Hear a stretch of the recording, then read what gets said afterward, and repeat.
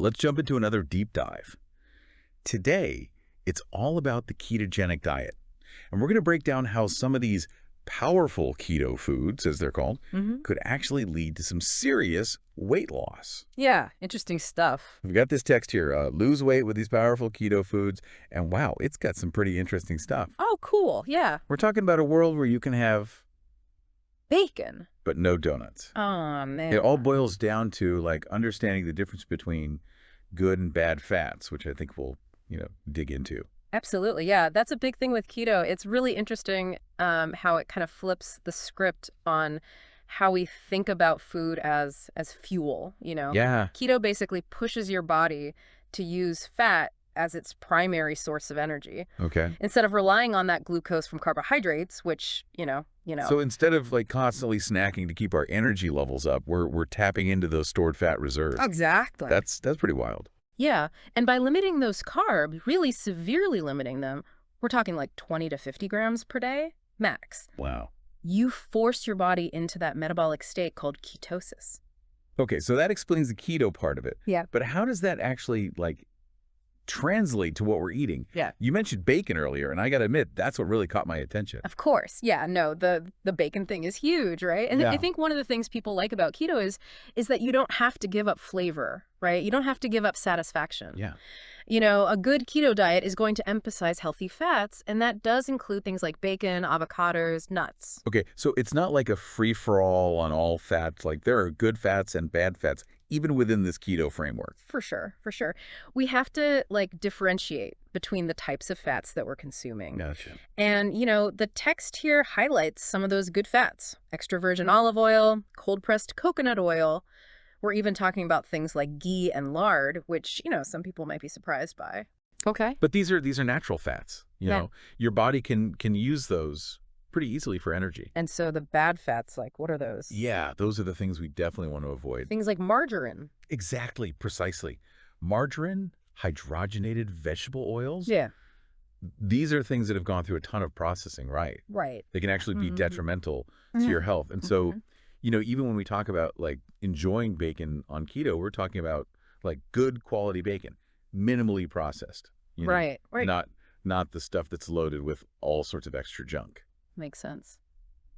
So we've talked about good fats. What else makes it onto this keto-friendly food list? Oh, a good amount of stuff, actually. Okay. A lot of vegetables, almost all types, except those starchy ones like white potatoes. Okay. Meat, fish, especially fatty fish like salmon, sardines, those are good. Even peas make the cut, which I was kind of surprised about. Oh, wow. Okay. Yeah, it's not too bad. So, it seems like you have a decent variety of foods to work with, but even with these allowed foods, portion control still matters, right? Absolutely. Yeah, absolutely. You can't just, eat a whole plate of bacon and call it a day. You're still trying to stay within that really strict carb limit of 20 to 50 grams per day, right? Right. So, you got to be mindful of those portion sizes. And the text really stresses weighing and measuring your food. Okay. Especially when you're first starting out with keto. So there's a learning curve. You can't just jump in blindly and expect everything to be fine. Yeah, you're going to have to, understand the principles, and you're going to have to, be willing to track what you're eating. Gotcha. But the potential payoff, and, I think we'll get into this in the next part, it can be pretty significant. All right. Well, okay, so we've kind of laid the groundwork for what the keto diet's all about. Yeah. But let's get into the benefits and the risks. Okay. This is where we separate the hype from the real science. Right. Yeah, because a lot of diets, they claim to be these miracle cures. Oh, for sure. But when we look at the actual research on keto, it actually does have some evidence backing it up, especially when it comes to weight loss. So it's not just another fad diet. Right. There's actual science behind this fat-burning thing. Exactly. Yeah. And numerous studies have actually shown that keto can lead to significant weight loss. Often, even more than traditional low-fat diets. That's interesting because it seems so counterintuitive, right? Yeah. Eating more fat to lose weight. I know, right? It really does. It's the opposite of what we've always heard. It challenges everything. Yeah. But one of the things that's going on here is this concept of satiety. Okay. So, when you reduce carbs and increase your fat intake, you naturally feel fuller, more satisfied, and that leads to eating less overall. So it's not about like willpower and just like pushing through it. Right. It's working with your body. Yeah, you're working with your body's natural hunger cues. I see. And then beyond just feeling full, the process of ketosis itself Yeah. may actually increase your metabolism and calorie burn. Wow. So your body's like really shifting gears. It is. It's literally changing how it uses energy. That's fascinating. Yeah. But what about this thing I've heard about, the keto flu? Is that a real thing? It is. Yeah, the keto flu is real. Does everybody get it? It's pretty common, especially at the beginning. Mhm. You know, as your body is transitioning into ketosis, you might get headaches, fatigue, maybe some nausea. Okay. So it's not like full-blown flu, Right. but it can be uncomfortable. Like a little metabolic turbulence as you're adjusting. Yeah, I like that. So we've talked about weight loss, but what about other health benefits? I know the text mentioned something about type 2 diabetes. Yeah, and there's actually growing evidence that keto can be beneficial for people with type 2 diabetes. Really? Yeah. So by cutting those carbs way back, you're essentially stabilizing blood sugar levels and improving insulin sensitivity. So like giving your pancreas a break. Yeah, exactly. Like your pancreas doesn't have to work so hard to pump out all that insulin. Right. And some studies, you know, they've shown that people with type 2 diabetes on keto can actually reduce their medication needs. Wow. Sometimes even eliminate them. That's incredible. Yeah, it's pretty amazing. But with all these benefits, I'm sure there are some risks too. Oh, yeah, for sure. What should people be aware of?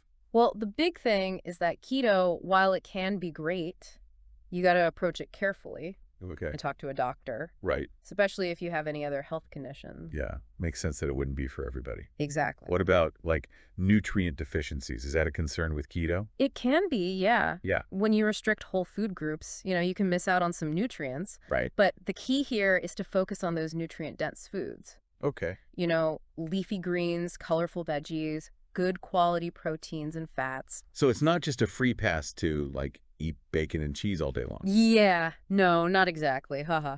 Okay. Variety and balance are still important, even with keto. Right. Right. And you know, when we talk about those healthy fats, Yeah. we should probably dig into that a little bit more. Yeah. Break it down for us. Okay, so we've already talked about avoiding those processed fats. Right. But even within the good fats, there are different types, right? I see. So like saturated fats, those are the ones you find in fatty meats and dairy. Okay. You want to have those in moderation. Yeah. But unsaturated fats, those are your olive oil, your avocados. Yeah. Those are considered more heart healthy. So those should be, you know, a bigger part of your diet. So even within the good fats, there's like levels. Yeah, there's a whole spectrum. Okay. And don't forget about omega-3s. Right. The fish oil. Exactly, yeah. Those are super important for brain health Yeah. and overall well-being. Okay. So that's a good reminder. But, you know, we've talked about all these benefits, but what about the long term? Mm-hmm. Can people actually stay on keto? That's a great question, and it really depends on the person. Yeah. You know, for some people, it's too restrictive. Yeah. It can be tough to stick with it. Especially like socially. Yeah, you're exactly right. If you go out to dinner. It takes a lot of planning. Right. It takes commitment, but some people find that once they adjust, Yeah. it actually becomes pretty manageable, maybe even enjoyable. So it's about like finding what works for you. Exactly. Not trying to be perfect, but just finding a good rhythm. Yeah, progress over perfection. Right. And, you know, there are different versions of keto, too. Mm. Like, there's this thing called targeted keto, where you can have more carbs around workouts. Interesting. Yeah, so that could be good for athletes. So there's not one size fits all. Nope, not at all. You can adjust it. Exactly. You find what aligns with your needs and your lifestyle. That makes sense. And, you know, the most important thing is to talk to a healthcare professional or a registered dietitian before you make any big changes. Right. They can help you personalize the diet. Make sure it's safe. Exactly. Okay, so I think we've really dug into the potential benefits and the risks of this keto diet. Yeah, I think so too. And it sounds like the takeaway is it's not a magic solution, Right. but it can be really helpful if you use it correctly. It all comes down to understanding the nuances, listening to your body, Yeah. making smart choices that support your health. Okay, so let's shift gears now Okay. and talk about how to actually put this into practice. Okay, so we're back for the last part of our keto deep dive. Yeah, We've talked about what it is, why it works, how it works, but now it's about you, the listener. exactly. We've given you a lot to think about, so now it's about taking all of this and, actually using it. Right, right. So let's say you're listening and you're thinking, oh, okay, keto, this is interesting. I want to learn more. Where do you even start? Well, I think the first thing is to really ask yourself what really resonated with you during this deep dive. Yeah. Was it the weight loss? Was it the blood sugar stuff? Was it just like the whole idea of fueling your body differently? Right, figuring out your why. Yeah, because that's what's gonna keep you going when things get tough, Oh, sure, when you're craving those carbs. Absolutely. Yeah. And once you have that why figured out, then you can start getting into the practical stuff. Okay. Like, remember that keto food list we talked about? Yeah, yeah. That's a great place to start, right?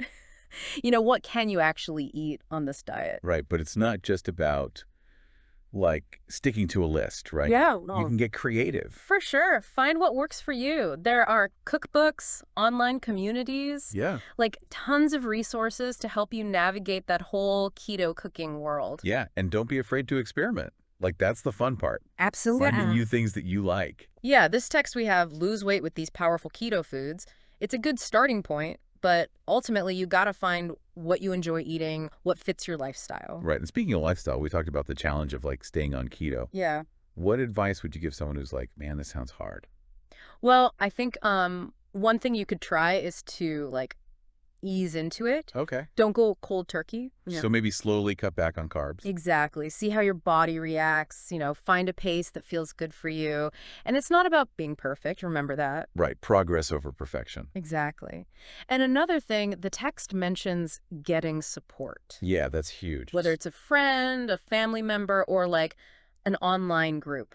Makes a difference. Yeah, having people to share recipes with, celebrate with, even just commiserate with. Yeah, for sure. So we've covered a lot. As we wrap up here, what's the one thing you want listeners to remember? I think the biggest takeaway is that keto is a tool. It's not a magic solution, but it can be a really powerful tool for improving your health. Which you got to use it right. Exactly. It's about educating yourself, listening to your body, and then making those choices that align with your goals, It's about taking control. Absolutely. And remember, this whole journey to being healthier, it's a marathon. It's not a sprint. There are going to be bumps in the road. Yeah.